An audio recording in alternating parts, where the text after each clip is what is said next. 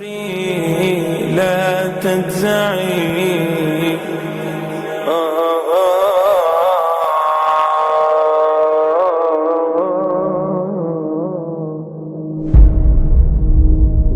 Respected ulama, my respected elders, my brothers, my sisters and my little ones, Assalamu alaikum wa rahmatullahi wa barakatuh. After praising the Almighty Allah subhanahu wa ta'ala and sending salutations on Nabi Kareem sallallahu alayhi wa sallam, I begin as always by first thanking you, my host, for giving me this opportunity to convey the message of Allah and His Rasul sallallahu alayhi wa sallam. I pray to the Almighty Allah subhanahu wa ta'ala that Allah accepts these efforts of yours in listening to this message, as I pray to the Almighty Allah that Allah accepts these efforts of mine in trying to deliver His message. My young friends, it's my practice that every Jumu'ah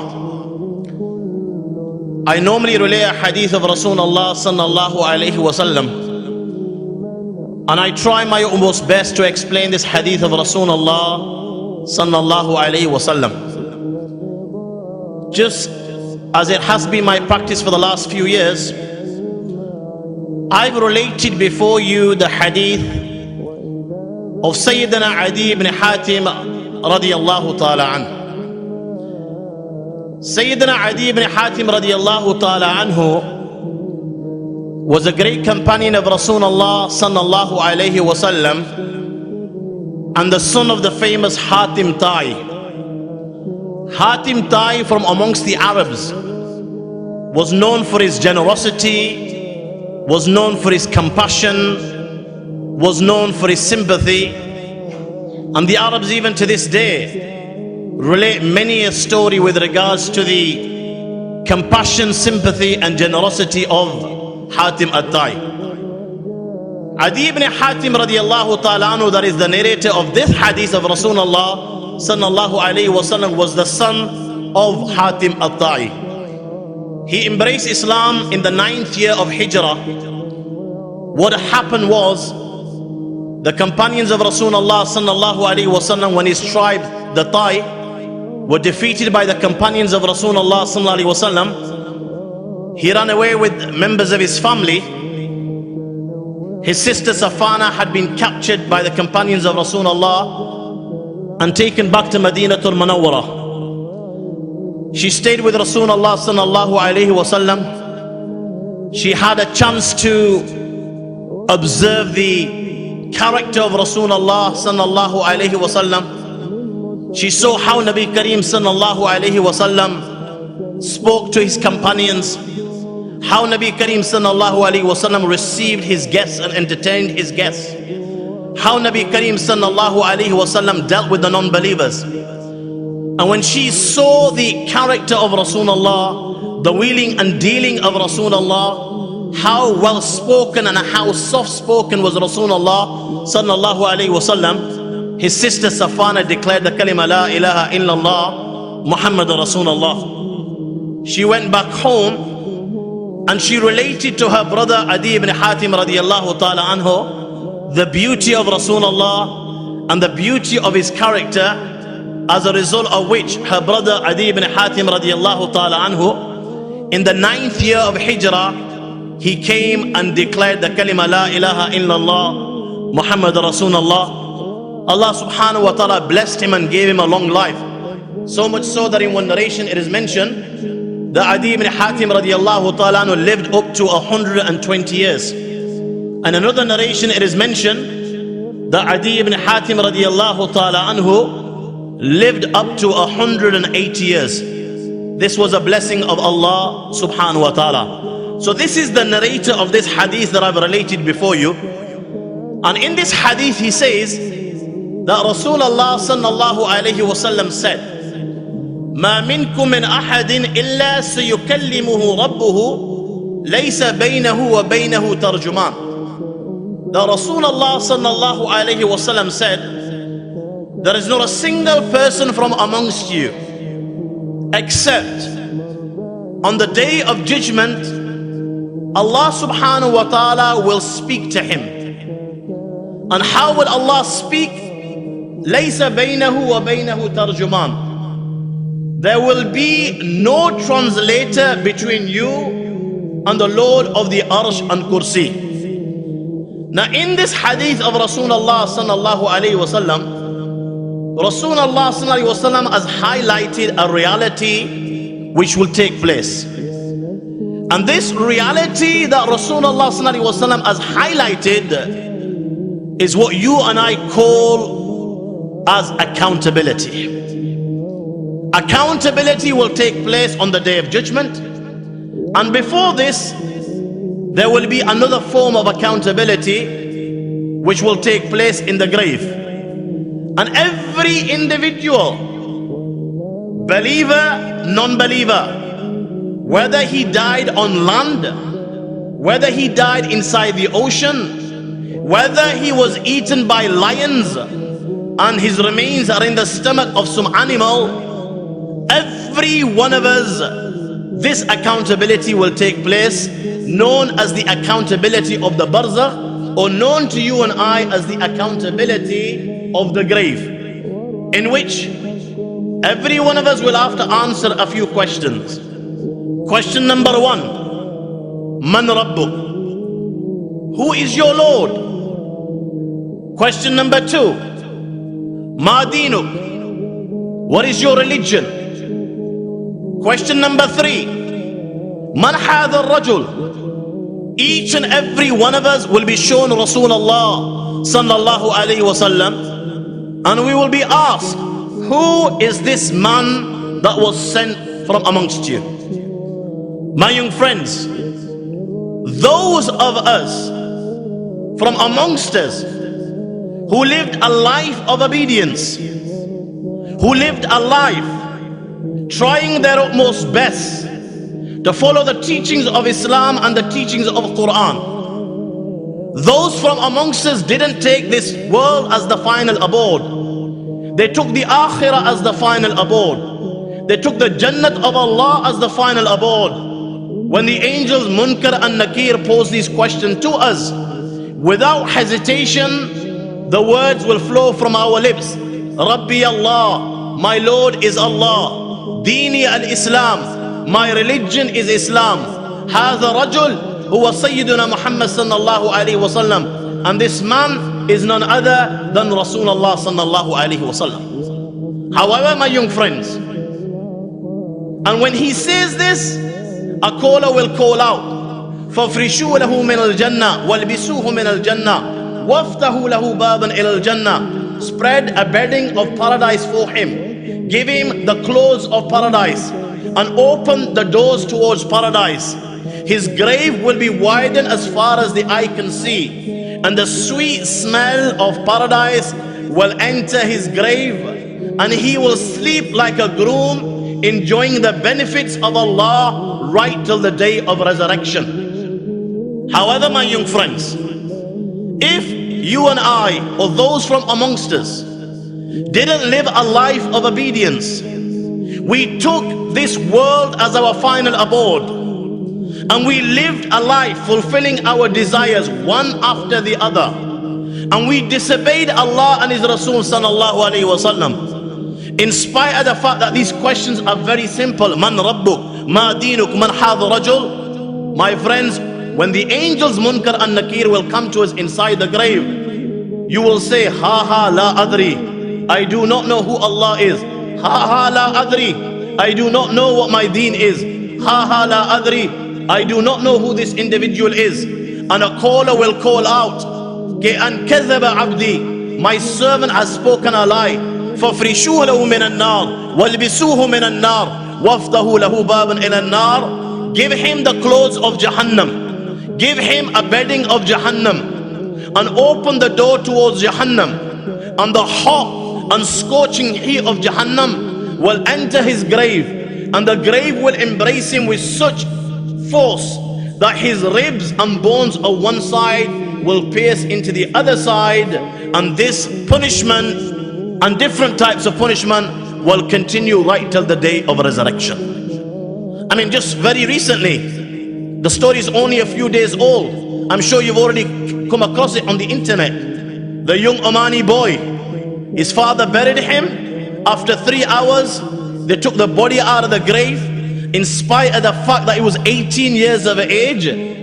They say it's on the internet, his black hair has turned white and his face is disfigured. And the ulama say this is as a result of the accountability in the grave, and this is the punishment in the grave. So this is accountability will take place inside the barzakh, inside the grave, irrespective of where you died. In this hadith of Rasulullah sallallahu alaihi wasallam is talking about the second accountability will take place on the plane of resurrection. يُحْشَرَ النَّاسُ عَلَىٰ أَرْضٍ بَيْضَاءَ أَفْرَاءٍ. My young friends, everybody will be made to assemble on a flat white plane. It will be the greatest congregation ever seen. There will be no mountains, there will be no hills, there will be no mounds. The earth will be stretched just like rubber and elastic is stretched. And every human being will be on the plane of resurrection. Everyone from amongst the humankind, from amongst the jinn kind, and from amongst the animal kind.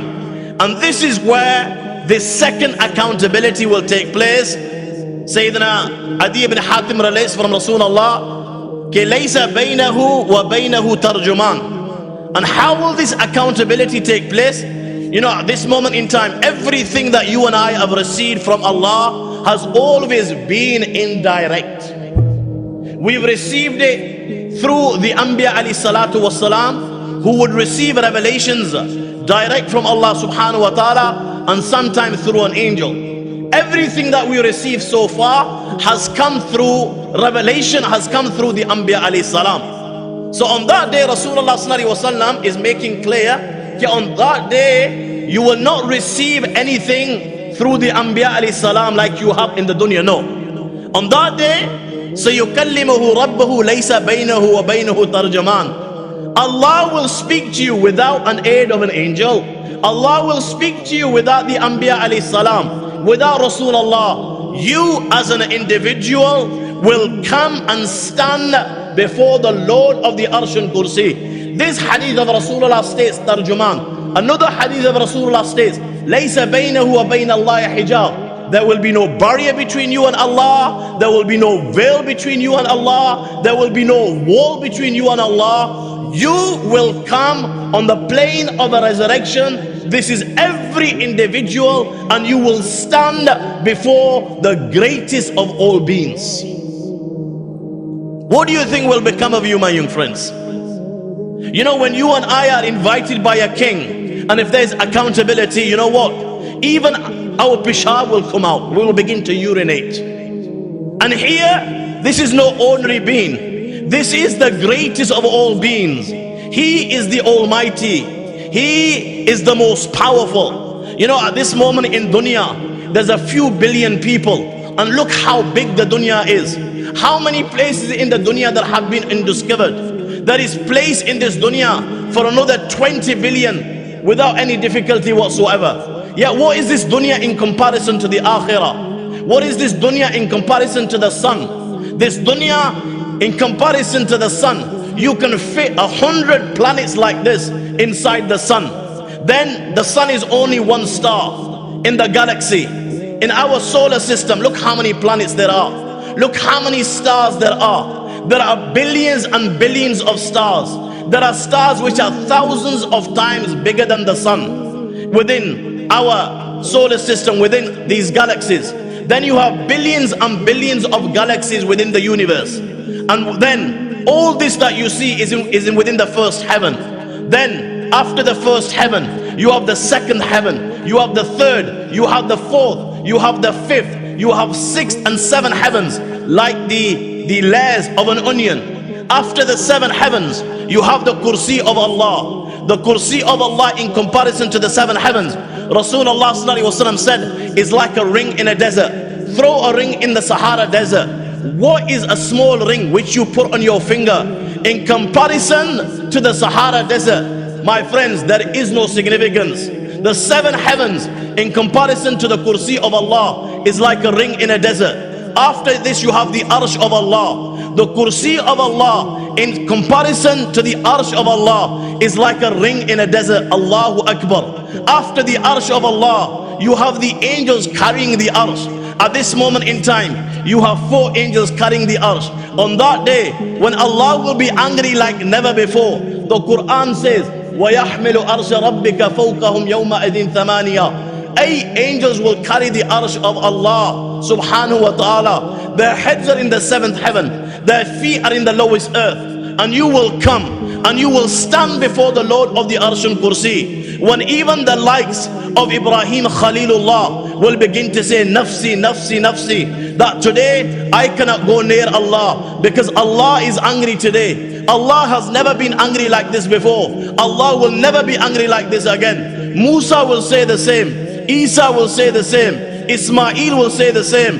Ishaq will say the same. When the Anbiya alayhi salatu wasalam, who are free from sin, who have spent an entire life worshipping Allah, who have spent an entire life pleasing Allah, who have spent an entire life doing a'mal salihah, they do not have a wrong to their name, they do not have a sin to their name. When they will be terrified standing before the Almighty Allah, tell me, my young friends, when you come on that day and you stand before Him and there will be no barrier, there will be no veil, there will be no curtain, what will become of you and I?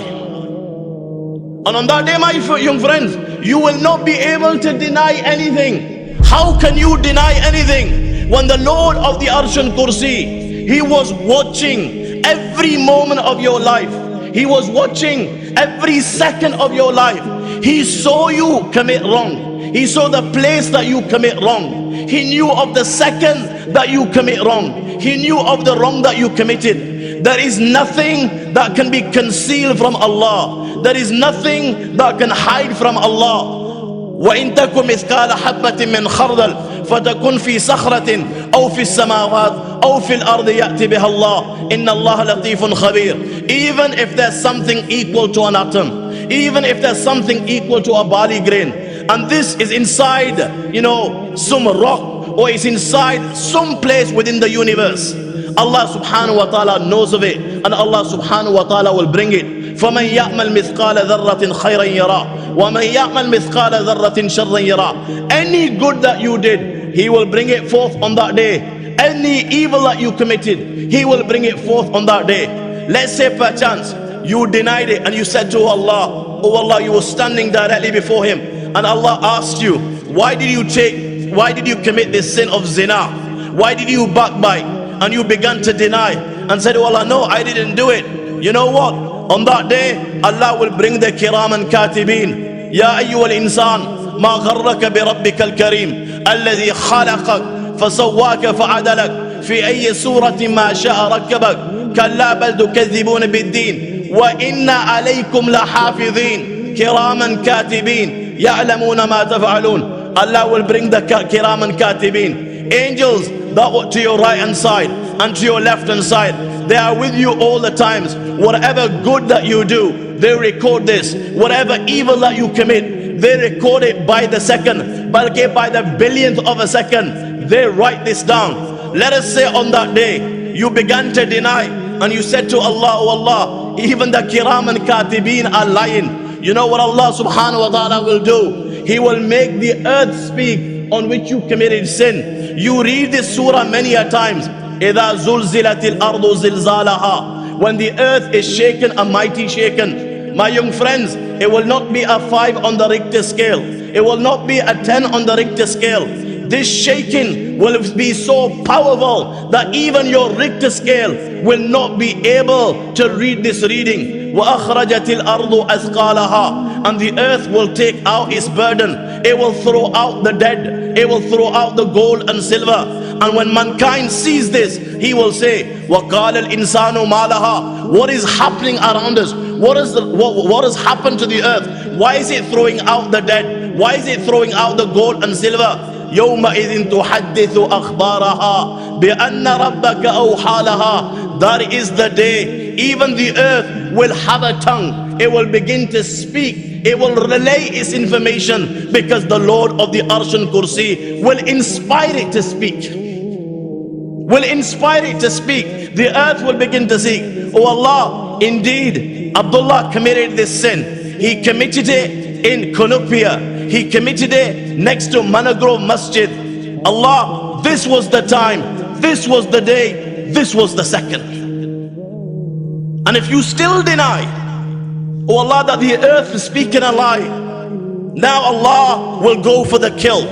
And the Quran says, يَوْمَ تَشْهَدُ عَلَيْهِمْ أَلْسِنَتُهُمْ وَأَيْدِيهِمْ وَأَرْجُلُهُمْ بِمَا كَانُوا يَعْمَلُونَ. My friends, you will not even have control over your own tongue. Your own tongue will begin to speak, and your own tongue will acknowledge the wrong that you have done.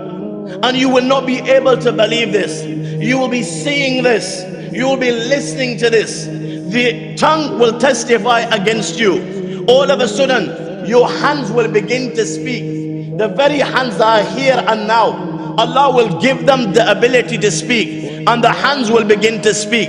Your feet will begin to speak, and they will testify before the Lord of the Arsh and Kursi, "Ki Allah, this individual indeed committed this sin at this time and at this place."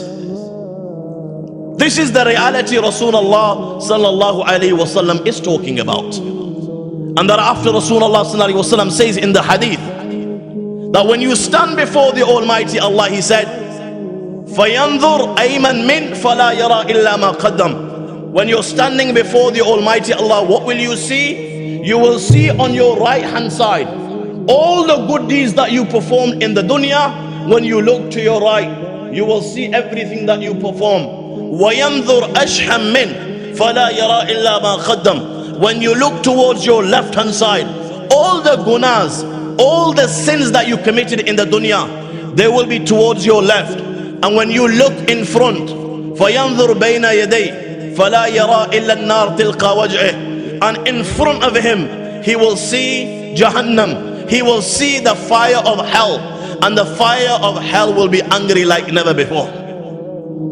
So what did Rasulullah sallallahu alaihi wasallam say? He said in this hadith, فَاتَّقُوا النَّارِ وَلَوْ بِشِقِّ تَمَرَةٍ فَمَنْ لَمْ يَجِدْ فَبِكَلِمَةٍ طَيِّبَةٍ. Said, O Muslimano, فَاتَّقُوا النَّارِ. Save yourselves from the fire of hell. How? وَلَوْ بِشِقِّ. Look at the mercy of Rasulullah. وَلَوْ بِشِقِّ تَمَرَةٍ. He did not leave any one of us. He said, وَلَوْ بِشِقِّ تَمَرَةٍ. Even if you give in sadaqah or in the path of Allah, even if you give part of a date.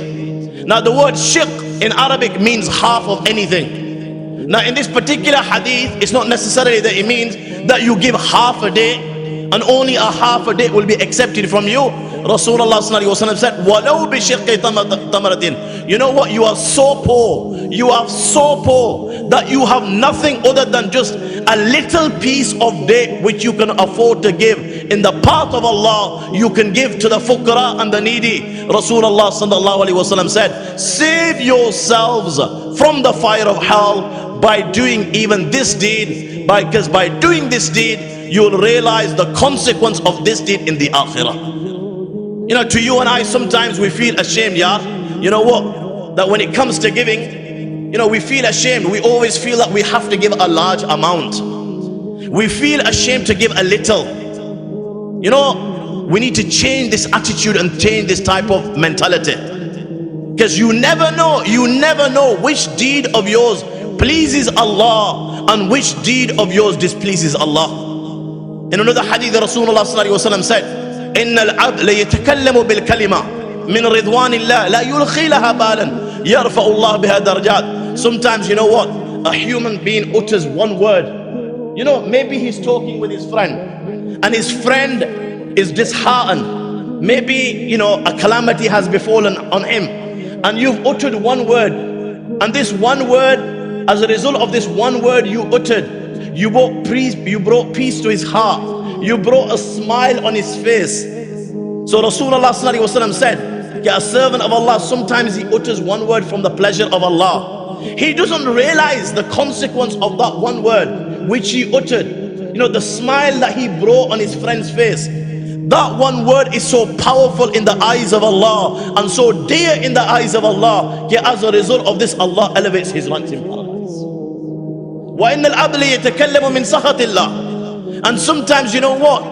A human being, he utters a word and he doesn't think much of the word that he's uttered. And this happens many a time. You know, sometimes as young guys, we sit amongst our circles and sometimes, you know, we let rip or we begin to take the mick out of one another or joke about our friends, not realizing that what we're saying is having a great impact on the heart of this Muslim brother and it's hurting him.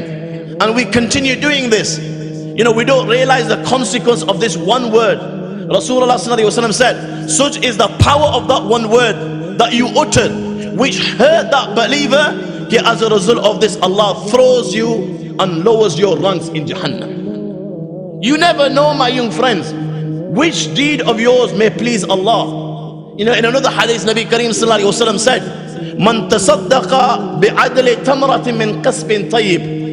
Whoever gives a day, a sadaqah, or anything equivalent to one day. What is one day? Who from amongst us here doesn't have the ability to give one date, one kujur, a sadaqah to a per person? By the grace of Allah, you know, my friends in Trinidad, you need to recognize these blessings of Allah upon you. I need to recognize these blessings of Allah upon me. How well Allah keeps us, how well we eat, how well we dress, the beautiful houses that we live in, the beautiful cars that we drive. There are our Muslim brothers around the globe at this moment in time who, my friend, are dying because they do not have a single morsel. They are dying because they don't have a single morsel. They are selling their imans just so that they can get a morsel of food to provide for their children. So how blessed we are.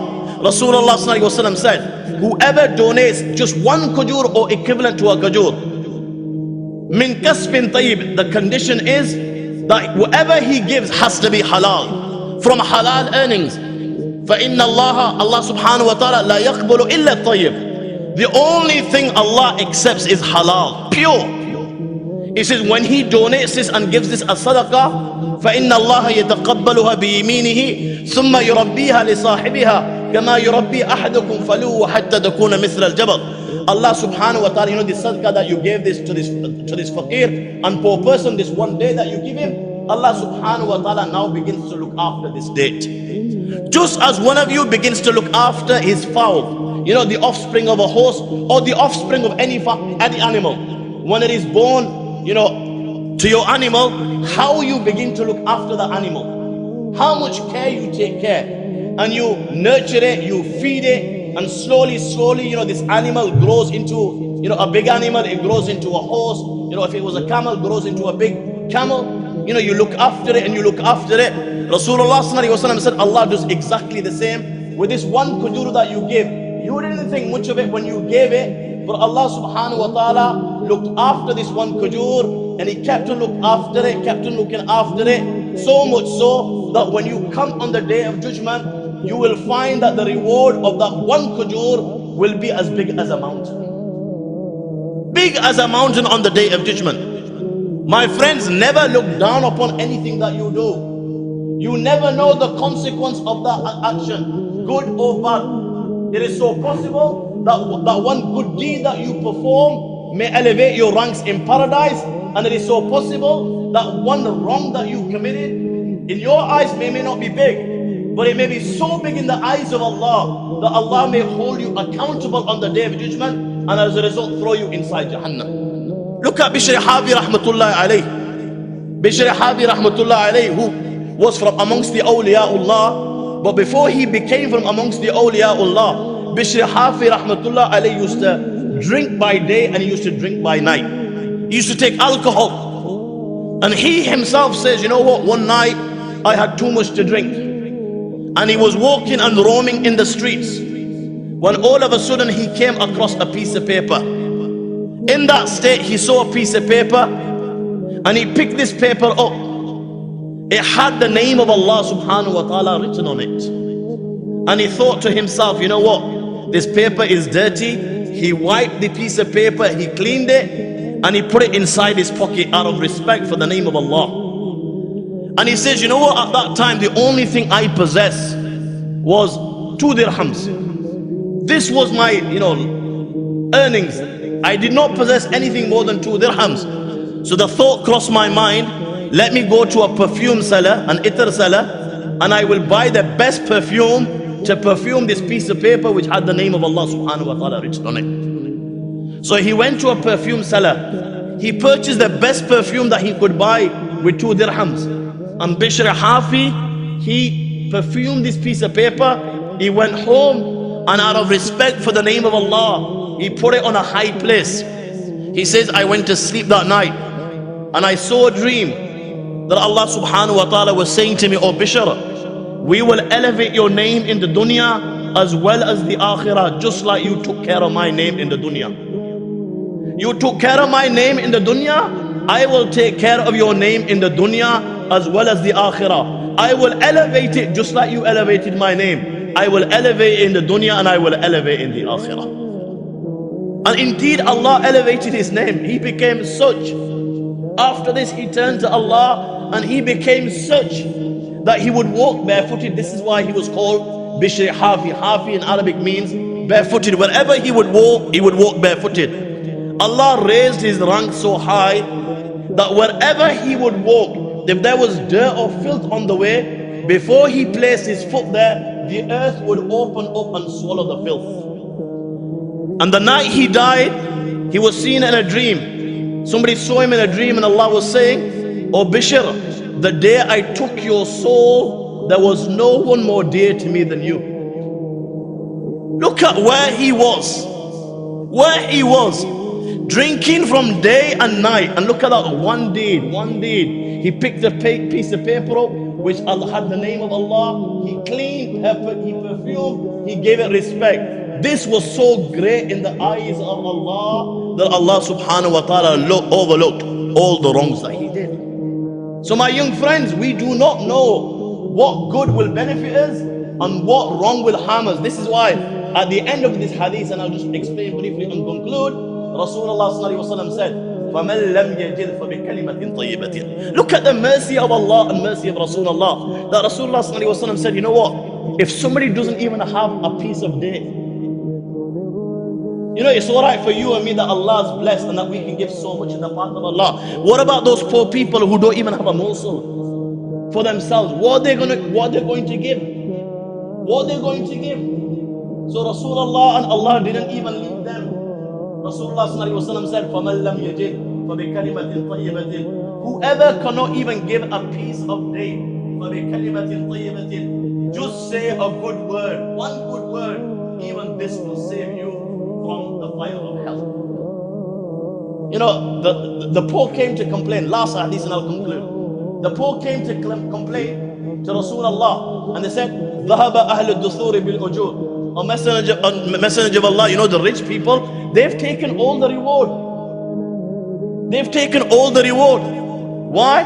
Because Ya Rasulullah, they fast just like us.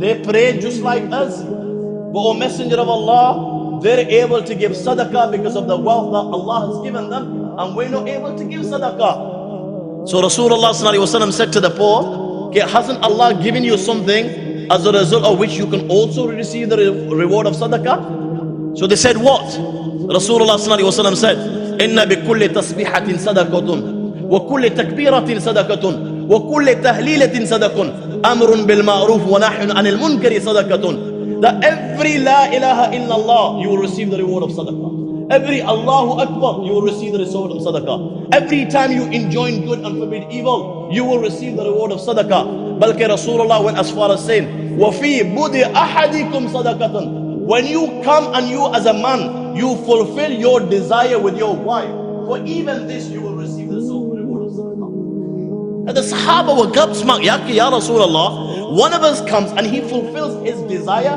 with his wife, for even this Allah will give him a reward. Nabi Kareem Sallallahu Alaihi Wasallam asked them, what do you think? If he was to fulfill his desire with a woman other than his wife, will he not receive sin for this and will he not be punished for this? If he will be punished for fulfilling his desire with any woman other than his wife, he will be rewarded for fulfilling his desire with his wife. Look how beautiful the deen of Allah subhanahu wa ta'ala is. I conclude on this note, Allah give us the understanding. My young friends, you never know when you will drop.